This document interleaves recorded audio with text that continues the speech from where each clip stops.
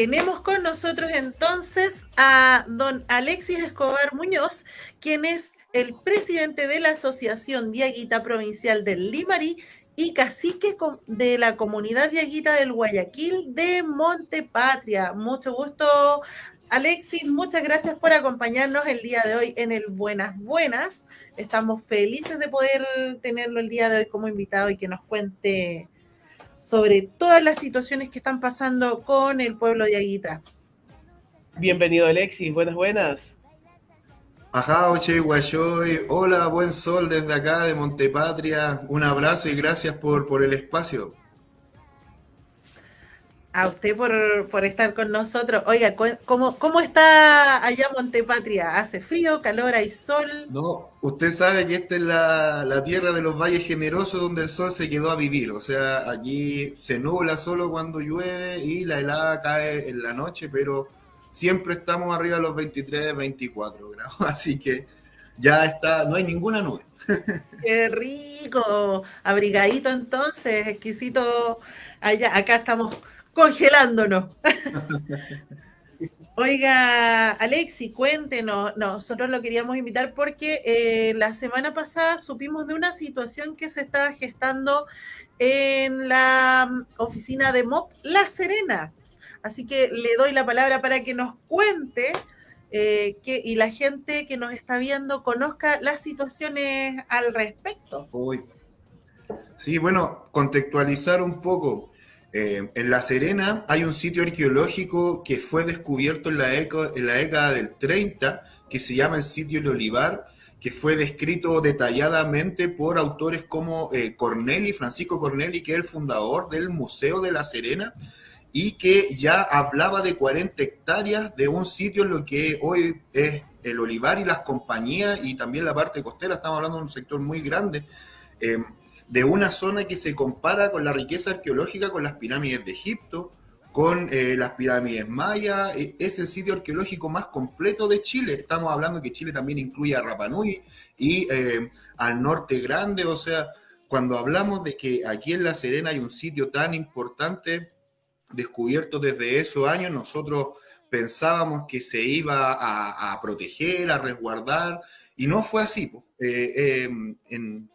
En ese contexto es que se da lo que usted mencionaba, que ya el MOP la semana pasada llamó a una reunión, pero fue una reunión también muy discriminadora porque no considera a todos los representantes de organizaciones de pueblos originarios de la región como manda la legislación vigente, que es el convenio 169 de la OIT. O sea, hablábamos que hay un sitio arqueológico descubierto en la década del 30, que el año 2014-2015 fue enterrado bajo la construcción de la Panamericana y que nunca llamó a un proceso de consulta indígena, siendo que la ley, el convenio 169 de la OIT que rige esta materia fue aprobado en Chile el año 2008.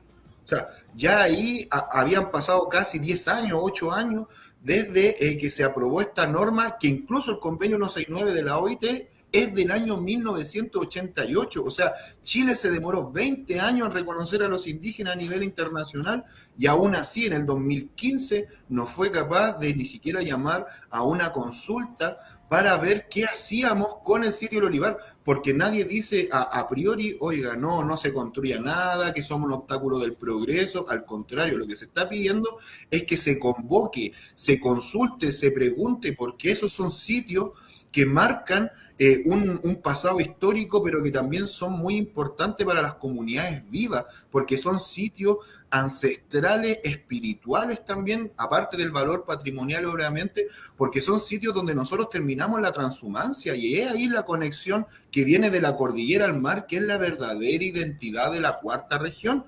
Aquí nosotros nos hemos relacionado, y ahí mismo, por ejemplo, en el sitio del Olivar, se han encontrado joyas de lapislázuli y de piedra con barbalita, que ¿dónde salen? Aquí en el Limarí. Eso muestra que nuestras relaciones sociales son prehistóricas, son antiguas y que se han mantenido a lo largo del tiempo, incluso con otras expresiones culturales, que ahí está el tema. Yo soy chino, aquí tengo el reconocimiento de la UNESCO como Patrimonio de la Humanidad, que nos dieron el año 2015-2014, el primer Patrimonio de la Humanidad que es chileno, y nace aquí en la cuarta región, en Coquimbo. Entonces, cuando nosotros vemos que hay una continuidad, porque estas flautas que ahora son de caña enteras de piedra y que se encuentran al lado de nuestros muertos acompañando su descanso eterno, es que nosotros nos decimos, bueno, y si nos reconoce la UNESCO, nos reconoce todo el Estado, nosotros somos acreditados también, yo soy presidente de una asociación que está formalizada, ¿por qué no nos consideran? ¿Por qué no nos llaman? ¿Y por qué el Estado hace estas divisiones con quien sí y con quien no, cuando la ley manda otra cosa? O sea, eso es más o menos lo que está pasando ahí en el Olivar. Bueno, también me gustaría decir algo súper grave, hermana, que desde ahí en esa investigación, o sea, perdón, en esa carretera que se hizo sobre el sitio arqueológico del Olivar, intervinieron un área tan pequeña, hablamos de 40 hectáreas el total del sitio arqueológico, intervinieron solo 2 hectáreas y de esas 2 hectáreas sacaron 300 cuerpos humanos con la autorización del MOB del Estado y que está acompañado también de todas las reliquias que son de oro, de plata, no solo greda, ¿cierto? Tienen un gran valor comercial también.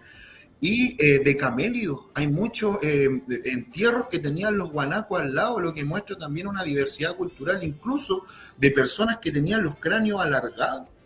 Y esos huesos de esas personas están siendo llevados al extranjero, a Inglaterra y Dinamarca, para pulverizarlo y destruirlo y hacerle estudio. ¿A quién le preguntaron eso? Y ahora le entrego la palabra, pues si me quieren hacer alguna otra pregunta, porque ese es el contexto que estamos trabajando, por lo menos con el Olivar. Gustavo, ¿alguna consulta que le quieras hacer tú a Alexis dentro de todo lo que nos iba contando? Sí, a mí me sorprende una situación, porque por lo menos para quienes vivimos acá en la región, en la conurbación, no es un misterio, ni es desconocido la existencia del sitio del Olivar. Sin embargo, es un tema que lleva años y años y años detenido y que no logra ver la luz. Y más que hacer una especie de señalamiento o acusación, invito más a la reflexión. Y por lo mismo te pregunto, ¿por qué esta situación? ¿Por qué no se ha hecho un museo al aire abierto? ¿Por qué no se han tomado medidas? Me da la impresión, me surgen dos posibilidades. Falta de voluntad política, por ejemplo, interés inmobiliario, interés de las constructoras de poder generar conectividad, ambas son copulativas, ¿qué es lo que impide que podamos conservar de mejor manera? Porque finalmente, si es que no se hacen estructuras para proteger el sitio, el paso del tiempo también va a ir causando estragos. Todos los días es una lucha más ardua contra el tiempo, y sin embargo las autoridades no toman cartas en el asunto. ¿Qué está pasando? Es de todo un poco, o sea, aquí hay grandes intereses porque estamos hablando de la continuidad de la carretera panamericana, que es la que conecta a Chile con el resto de los países, hasta Canadá llega. Entonces hay intereses justamente también por el rol que juega la región dentro de la economía mundial para la exportación de mercancía al mercado asiático también. Entonces hay mucha gente que quiere llegar al puerto. Esto para nosotros tampoco es nuevo. Ustedes del Valle del Elqui están sufriendo también lo que es el paso de aguas negras, que yo desde el principio dije que a quién se le ocurría perforar la cordillera, se les va a ir en collera, y fue lo que pasó. ¿Cuál es la amenaza ahora? Que, por ejemplo, ese paso que no se pudo hacer allá en el Elqui lo quieren hacer acá en el Limarí, que se llama La Chapetona, y que también es un paso indígena, pero llega a lo mismo: infraestructura, conectividad para el saqueo de los recursos naturales, que ese es otro tema. Hablamos de caminos, de pasos fronterizos, sin siquiera corregir las desigualdades que se dan en toda Latinoamérica respecto a lo que son el saqueo de los recursos naturales, y que las comunidades indígenas son las más amenazadas. O sea, por estos pasos fronterizos y por estos caminos y carreteras, incluidas las del Olivar, van a pasar las maderas del Amazonas, la soya paraguaya, la carne uruguaya también, que están en sequía, ellos luchando por el agua, el metal que sacan de Jujuy, el litio. O sea, donde ustedes vean saqueo de recursos naturales, siempre van a haber comunidades indígenas vivas, y por ahí va el tema de lo que está pasando en el Olivar, justamente también porque ahí hay una crisis de identidad en lo que es la capital. Y me voy a meter en un tema polémico, porque se niega la ancestralidad diaguita en la cuarta región y con un nuevo enfoque de la interculturalidad también han podido manipular estos procesos de consulta indígenas que los disfrazan de show folclórico. Y habiendo dicho esto, les digo que justamente al pueblo diaguita, que somos los herederos, junto con el pueblo chango, de lo que es esta territorialidad de la cuarta región, hoy en día tenemos a gente aymara del extremo norte y a gente acreditados mapuche, del Gualmapu, que empieza en el Biobío, intercediendo por lo que son los sitios arqueológicos de nuestra gente. A mí mismo me pasó, porque no es solamente el olivar, aquí en el estadio de Ovalle saquearon todas las joyas también, tal cual hicieron el olivar, y dejaron los muertos abajo, están jugando la pelota sobre los huesos. Son las mismas personas, gente que se acredita políticamente, o sea, que se acredita por la CONADI, pero que son instrumentalizados políticamente y que vienen a negar a las comunidades vivas. O sea, de verdad es una falta de respeto, tanto para la academia, para el intelecto, como para la ancestralidad de la región, que digan que esta es zona mapuche, que nos llamen picunche, por favor. Nuestra toponimia en todos los valles está en cacán y en quechua. Y el Mapuzungún fue incorporado mucho después de las encomiendas. Nadie niega la presencia de hermanos mapuche acá o de hermanos de otros pueblos, pero aquí estamos hablando de comunidades vivas. Y de eso es lo que la ley o el convenio 169 de la OIT piden, que los estados se hagan cargos, que las integren. Imagínense, yo les voy a dar el ejemplo, en Iquique, la CONADI funcionaba en la ciudad, tuvieron que cambiar la Pozo Almonte a una comuna que está en la cordillera justamente porque había gente de otros pueblos originarios manipulando las consultas indígenas. Entonces, ¿cómo no van a hacer las comunidades aymaradas quechua las que decidan en Iquique? ¿Cómo no vamos a hacer las comunidades diaguitas las que decidamos en la cuarta región? Eso lo vemos en salud, lo vemos en educación, lo vemos en todos lados. O sea, si yo me quiero sanar, por ejemplo, con medicina Rapa Nui, voy a la isla, me sana un taote. Si quiero sanarme como una machi, voy al sur y así también me atiendo. Pero si quiero medicina diaguita, ¿dónde tengo que ir? Arica, a Concepción. No, pues aquí a la cuarta región. Y ese es un tema que a lo mejor gente piensa que no se relaciona, pero es parte de lo mismo, porque el Estado nos divide, clasifica con quién sí va a dialogar, con quién no, y al final, a río revuelto, ganancia de pescadores, porque como no hay procedimientos claros, como no hay una democracia para los indígenas, porque hay mucho racismo en este país, llega y se construye y se hace lo que quiere con el paso del tiempo. Al final a nadie le importa, como dijo usted, se sabe desde siempre que el olivar es un sitio arqueológico, pero ¿por qué nunca antes se tomaron medidas? Solo se instrumentaliza con fines políticos, con fines de todos lados. Aquí no vamos a hacer diferencia entre izquierda y derecha porque es una cuestión de Estado. Aquí han pasado gobiernos de los dos lados y los dos han hecho exactamente lo mismo, no considerar a las comunidades vivas e instrumentalizar, gracias a la CONADI, que no existe en la región de Coquimbo, lo que es la consulta indígena. O sea, no sé si responde un poco la pregunta, pero eso es lo que más o menos está pasando. ¿Y qué podemos hacer? Y digo qué podemos hacer porque a pesar de que habemos personas que no pertenecemos a los pueblos originarios diaguita, sí habitamos este territorio y sí es parte de la riqueza que este nos puede entregar. Pero ¿qué herramientas tienen los descendientes de estos pueblos y nosotros los ciudadanos que nos interesa el tema? Porque como bien conversábamos minutos atrás, no hay voluntad política, la legislación es muy débil, escasa o nula, entonces, ¿qué nos queda? O sea, ahí hacer una precisión, la legislación no es escasa, de hecho hay un tratado aquí, el convenio, como decía, que se demoró casi 20 años incorporar Chile, que es muy robusto, es muy bueno. El tema es que es letra muerta, no lo aplican. Y ahí hacer la distinción justamente, imagínense, el pueblo diaguita por excelencia se ubica desde la tercera región hasta Santiago. Dejémoslo hasta ahí nomás porque la arqueología nos muestra que llegó hasta el Maule, porque hasta ahí hay petroglifos, pero dejemos que hasta Santiago nomás. Toda la construcción del metro de Santiago han sacado molle, momias molle, vasijas molle, diaguita, o sea, nuestra presencia está hasta ahí. Pero cuando hablamos de la política que aplica el Estado para reconocer a los diaguitas y a las organizaciones diaguitas, nos divide. O sea, imagínense, los diaguitas de la tercera región tienen que mandar sus papeles a Iquique. y los diaguitas de la cuarta a Santiago. Y Santiago se declara incompetente y nos manda a Temuco. Y es un sureño el que nos dice cuál es nuestra ancestralidad y cuál es no. Y eso es lo que ha venido haciendo el Estado durante los últimos, no sé, 30 años, porque la ley indígena se aprobó en 1993.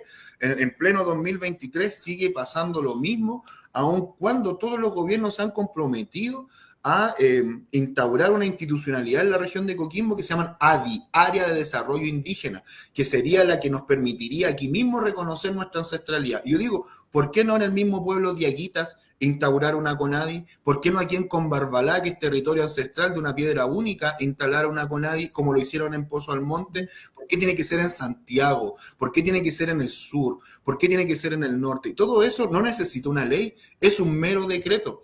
Pero peor aún, este gobierno, de verdad, que nosotros pensábamos que iba a ser más cercano con los movimientos sociales, indígenas, desarticuló todas las mesas que habían en los valles. Aquí había una mesa provincial del Limarí indígena que por lo menos hasta en el gobierno de Piñera se mantuvo, que por lo menos nosotros podíamos reunirnos y hablar nuestras problemáticas. Porque no solamente es el patrimonio, por ejemplo está el tema de la transhumancia, que todos le sacan fotitos, lo publican a los ganaderos cuando se van a la cordillera, pero ustedes saben que les cobran 3 peajes, uno por el monocultivo industrial, que más encima nos seca, otro por las megamineras y otro por las policías en Argentina.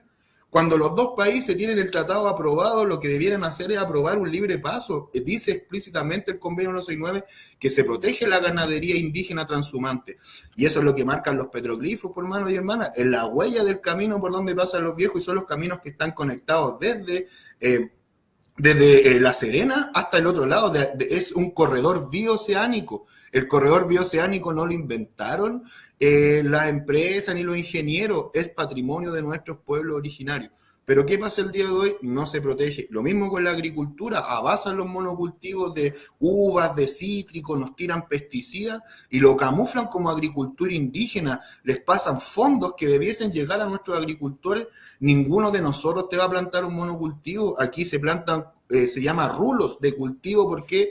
Porque van siguiendo el ciclo, el calendario, o sea, las estaciones del año, y porque hay que dejar descansar la tierra. Todos los indígenas sabemos eso. Entonces, aquí hay un tema de la política del Estado que está siendo mal aplicada, pero con un dolo, con una mala intención, porque ellos saben, o sea, si ellos mismos estuvieron 20 años discutiendo el convenio 169 es porque sabían cómo tenían que aplicarlo, y no lo hicieron.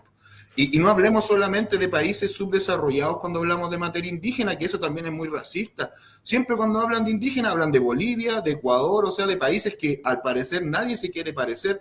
Pero ¿por qué no hablamos de los indígenas de Norteamérica, por ejemplo, de Estados Unidos, de Canadá? Ellos tienen tribunales, tienen policías, tienen tierras, tienen todo donde el Estado no se puede meter. Y cuando se realiza alguna construcción, ellos tienen injerencia, ellos deciden. Aquí nosotros no. Entonces, hay un tema también que decíamos de voluntad política, que se agudiza o se complica cuando hablamos de la nueva puesta en rigor o de el inicio de los gobiernos regionales. Porque hay un tema aquí que la señora Cris Naranjo, que nosotros también votamos por ella porque pensamos que decía que era de Montepatria. Mentira, tampoco era de acá, para dejarlo claro, porque yo soy de acá y soy indígena de acá. Pero se estaba siendo apoyada por gente que era activista medioambiental, entonces nosotros pensamos que ellos iban a ser también más afines con nosotros. Craso error. Entonces, ahí se tiran la pelota unos con otros, por el gobierno central, el delegado presidencial del Limarí le echa la culpa al gobierno regional, el gobierno regional se lava las manos, nos escribe por Instagram, así de informal, te inscriben por Instagram, pero a la hora de llegar a una reunión formal, tampoco se concreta nada. Entonces estamos hablando de una descoordinación que al final, insisto, solamente le sirve para la continuidad de estos proyectos. Y si tú me preguntas a mí qué puede hacer cualquier ciudadano, es lo mismo que hacemos nosotros los indígenas. Organizarse. Nosotros estamos ejerciendo la libertad de asociación, que es un derecho humano. La ley chilena nos deja organizarnos en comunidad y en asociación.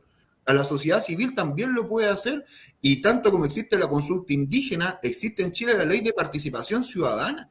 Y eso es tampoco lo que no se ha hecho.